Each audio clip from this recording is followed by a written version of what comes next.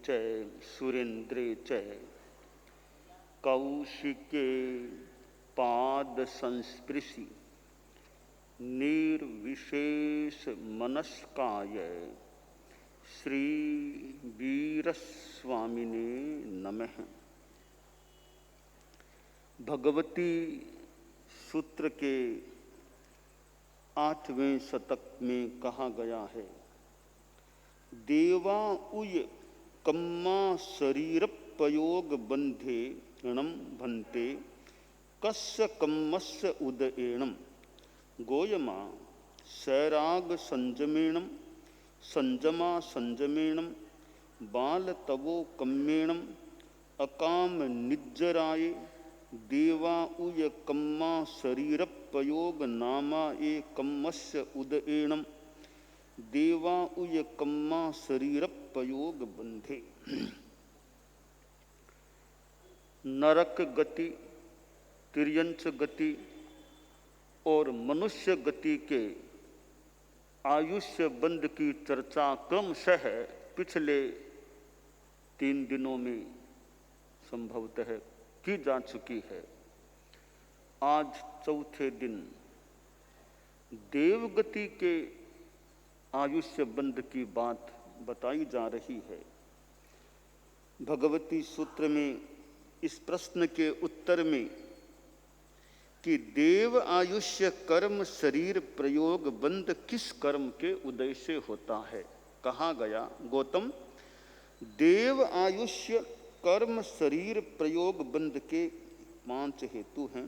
सैराग संयम, संयमा संयम, बाल तपह कर्म, अकाम निर्जरा, देवायुष्य कर्म शरीर प्रयोग नाम कर्म का उदय। देवगति का आयुष्य बंध होता है, वह जिन कारणों से होता है उनमें 4 कारण ये यहाँ बताए गए हैं। देवायुष्य कर्म शरीर प्रयोग नाम कर्म का उदय भी बताया गया। बाकी 4 जो कारण हैं, पहला कारण है सैराग संयम। आयुष्य बंध होता है वह गुणस्थानों की दृष्टि से 6ठे गुणस्थान के बाद आयुष्य बंध की प्रक्रिया शुरू नहीं हो सकती। 6ठे गुणस्थान तक प्रक्रिया शुरू होने की बात है और उसमें भी आयु अबंध 7वां आ गए, पिण तीजो गिण लीजो रे, चर्चा धारो रे। झीणी चर्चा की बड़ी एक तत्वज्ञान की गीतिका है। गुणस्थानों के संदर्भ में अनेक अनेक बातें बताई गई हैं। वहाँ बताया गया है कि तीसरे गुणस्थान में आयुष्य का बंध नहीं हो सकता। वो मिश्र गुणस्थान है, एक डावाडोल या ऐसी स्थिति है, वहाँ आयुष्य कर्म का बंध होता नहीं है। यानी आयुष्य कर्म या तो मिथ्यात्व के बंधेगा या पूर्ण सम्यक्त्व के बीच की जो स्थिति है मिश्र की, वहाँ आयुष्य का बंध नहीं होता। इसलिए तीसरे गुणस्थान में आयु बंध नहीं होता। और उधर 7वें तक आयुष्य बंध की बात है। पिण सप्तम प्रारंभ है नाही, 7वें गुणस्थान में आयुष्य बंध प्रारंभ नहीं होता। समापन तो हो सकता है, प्रारंभ नहीं होता। 7वें के बाद तो आयुष्य बंध होता ही नहीं है। यहाँ एक प्रश्न हो सकता है कि क्या कारण है 7वें गुणस्थान के बाद आयुष्य क्रम का बंध क्यों नहीं होता। इसका मैं थोड़ा उत्तर देना चाहता हूं कि हो कैसे। वीतराग जो बन गया वो तो कहीं संसार में अब पैदा होगा नहीं, तो 12वें गुणस्थान में चला गया, उसको तो मोक्ष में जाना ही जाना है, तो उसके तो आयुष्य बंध की बात ही नहीं है। 3 गुणस्थान तो 12वां 13वां 14वां, वहां तो कोई संभावना ही नहीं है आयुष्य बंध की, क्योंकि उन जीवों को तो मोक्ष में जाना है। 12वें में चला गया, उसको तो मोक्ष में जाना ही जाना है उसी जीवन के बाद। अब बात रही 11वां, 10वां, 9वां, 8वां, यहां क्यों नहीं? तो यहां क्योंकि नरक, त्रियंश, मनुष्य, इनके आयुष्य बंध की तो संभावनाएं नहीं, देवगति की थोड़ी हम आशंका शंका हो जाए तो उत्तर है कि देवगति आयुष्य बंध के जो कारण हैं वे 8वें, 9वें, 10वें, 11वें गुणस्थान में आप हम कारणों को देखें कि अकाम निर्जरा, तो वहां अकाम निर्जरा की बात नहीं, वहां तो सकाम निर्जरा ही संभव है आश्रय। और बाल तपय क्रम, वो कोई मिथ्यात्वी अवृत्ति तो है नहीं, तो बाल तपय क्रम भी नहीं। का संयमा संयम, उन गुणस्थानों में श्रावक तो है नहीं, वो तो साधु हैं, तो वो कारण भी नहीं। अब एक कारण बचा है सैराग संयम, कि उससे आयुष्य का बंध हो जाए। तो अब सैराग संयम है ना, वो भी देखिए 8वां, 9वां, 10वां, 11वां गुणस्थान है, 7वां भी है, वहां योग रूप में कोई राग नहीं हो सकता। मन वचन काय से कोई राग नहीं होता। भीतर में भले है सत्ता, मन में कभी उनके राग नहीं आ सकता, न द्वेष आ सकता, न गुस्सा आ सकता, न अहंकार आ सकता। तो एक प्रकार से वो योग रूप में सराग है ही नहीं। सराग है तो 6ठे गुणस्थान वाला हो सकता है। इसलिए 7वें, 8वें, 9वें, 10वें, 11वें गुणस्थान, 7वें में तो ठीक है, पहले का शुरू हो गया तो 7वें में समाप्ति भले हो जाए, बाकी नए सिरे से 7वें गुणस्थान में भी आयुष्य बंध शुरू नहीं हो सकता। तो यहां योग रूप में तो राग है ही नहीं, इसलिए यहां आयुष्य बंध वाली संभावना भी बहुत समझ में प्राय आ सकती है कि वह वहां आयुष्य कैसे बंधेगा। और क्षपक श्रेणी ले ली 8वें गुणस्थान से, फिर तो मोक्ष में जाना ही जाना, तो ऐसे भी बात ही समाप्त है आयुष्य बंध की। अब हम मूल बात पर आ रहे हैं, तो ये कारण है सैराग संयम। तो संयम व्यक्ति की अपेक्षा से 2 प्रकार का होता है, एक सैराग संयम और दूसरा वीतराग संयम। तो वीतराग संयम है वो वैसे 11वें गुणस्थान में उपशांत मोह वीतराग संयम है, और आगे 12वें, 13वें, 14वें में क्षीण मोह वीतराग संयम है। तो एक तो वीतराग संयम होता है और एक है सैराग संयम, कषाय युक्त मुनि का संयम। तो ये 10वां, 9वां, 8वां, 7वां गुणस्थान है, वहां राग है तो सही, अस्तित्व है राग का, योग रूप में राग नहीं है, पर भीतर में वो राग है। और 7वें गुणस्थान वाला तो वापस 6ठे में भी आ जाता है, आ सकता है, फिर वो देवगति में भी जा सकते हैं, आना जाना होता रह सकता है। 6ठा, 7वां, 6ठा, 7वां, 6ठा तो मूल है ही, बीच बीच में 7वें का स्पर्श भी हो सकता है। भगवान महावीर भी, मैं सिद्धांत तय चर्चा करूं तो साधना काल में 6ठे गुणस्थान में भी रहे हैं। भगवान महावीर भी साधना काल में जो सिद्धांत है उसके हिसाब से 6ठे गुणस्थान में भी रहे हैं।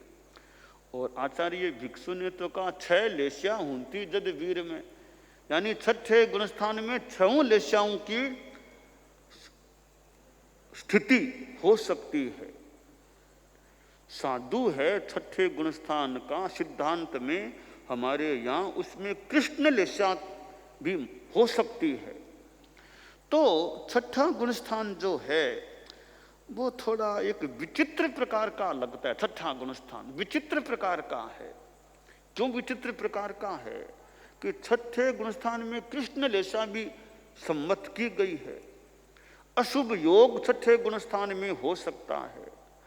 छठे गुण स्थान में साधु है, कभी छोटी वो चोरी भी कर ले, कभी साधु, कभी कोई असत्य भी बोल जाए, कभी हिंसा भी हो जाए, और भी ऐसे दोष लग जाए, तो छठे गुण स्थान वाला विचित्र एक स्थिति वाला साधु होता है। साधु भी है, साधु है, पूजनीय वंदनीय है, पर उससे गलतियां भी हो सकती है।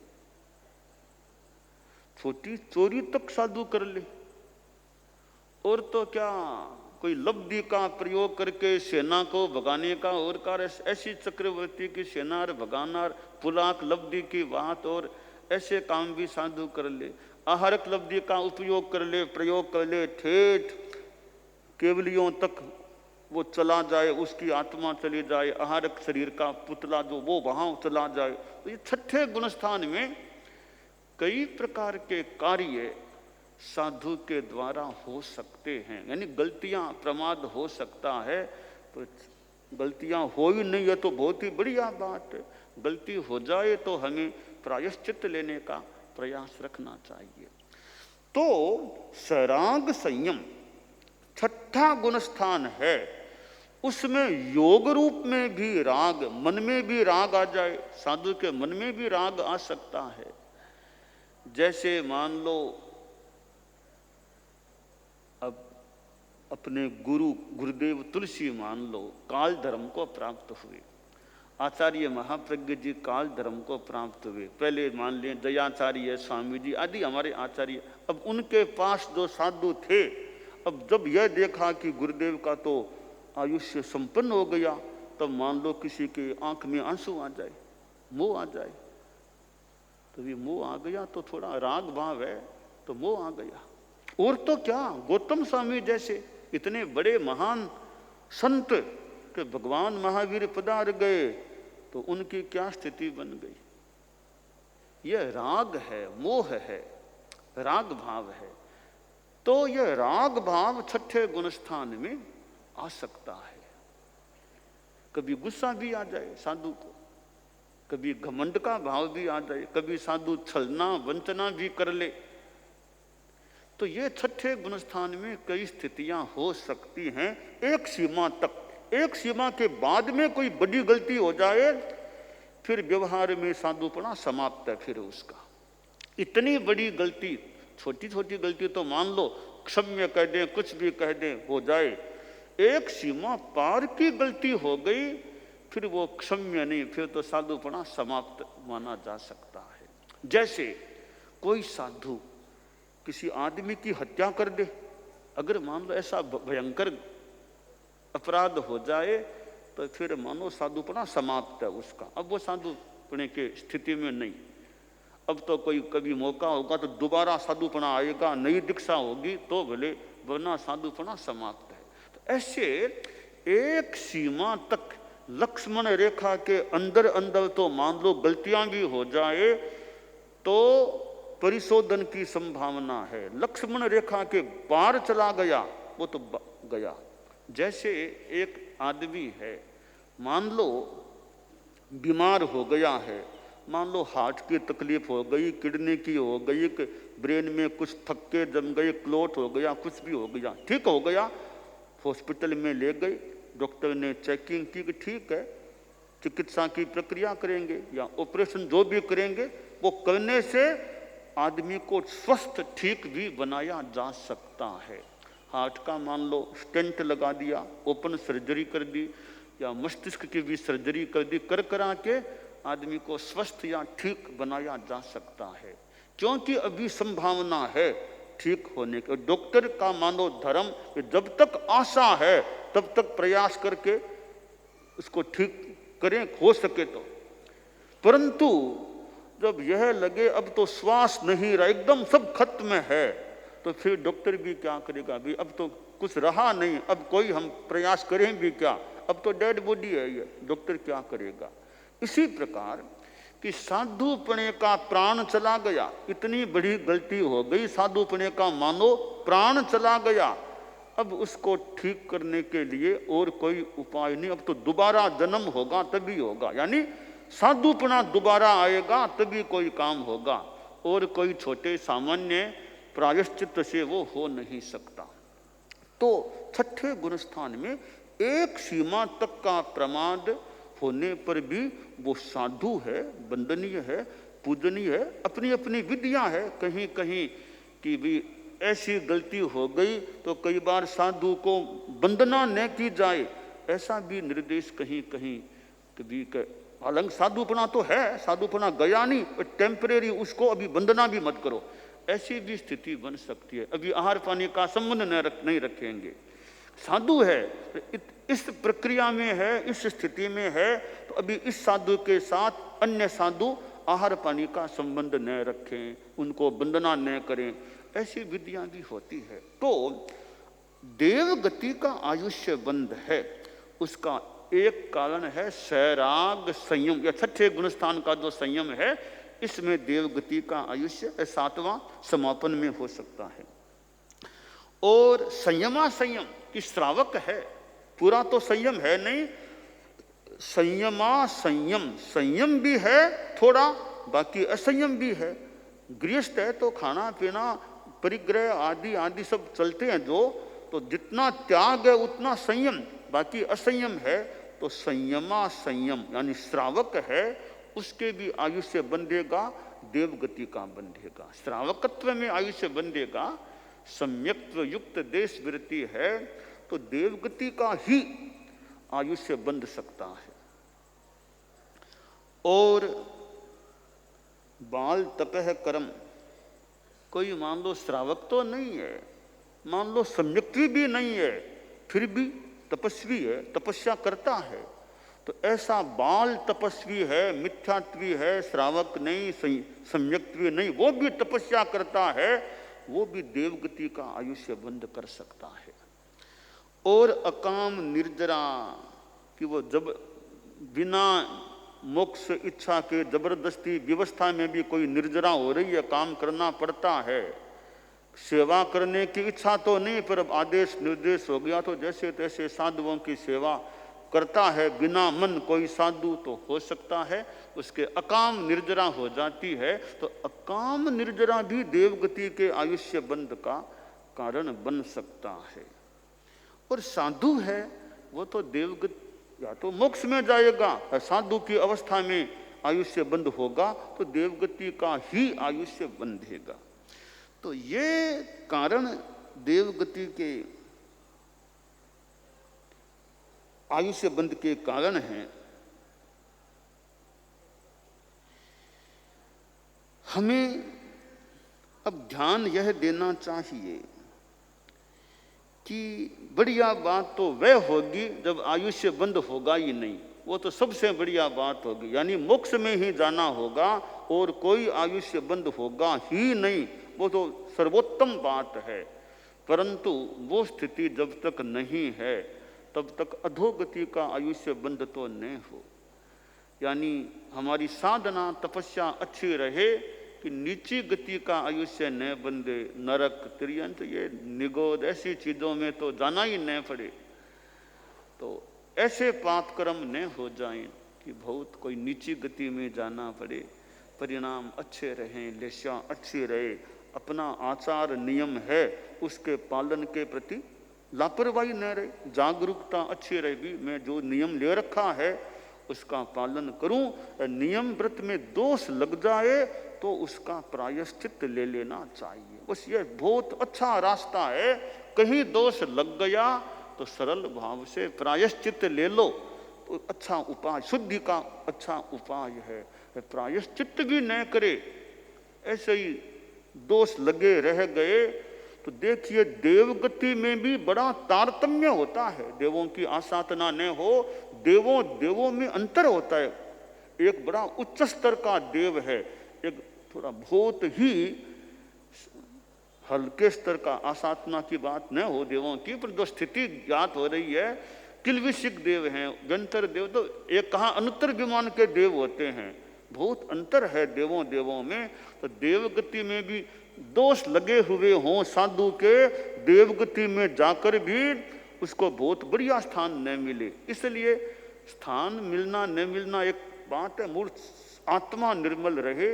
इसलिए साधु को और श्रावक को और औरों को भी कि कहीं दोष विशेष लग गया, नियम का भंग हो गया हो, तो उसका हमें सरल भाव से प्रायश्चित ले लेना चाहिए।